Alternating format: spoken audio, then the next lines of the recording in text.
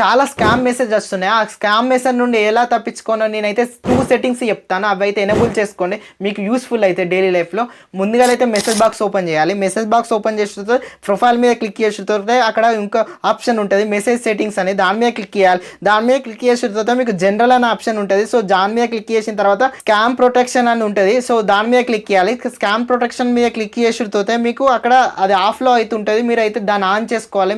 మీకు scam message ఎలా use అవుతుందంటే, మీకు ఏమైనా మెసేజ్లు అయితే వచ్చినాయి అనుకో స్కామ్కి సంబంధించిన, మీకు స్కామ్కి సంబంధించిన మెసేజ్ బాక్స్లోకి అయితే వెళ్ళిపోతే మీకు ఎట్లాంటి డిస్టర్బెన్స్ అయితే ఉండదు.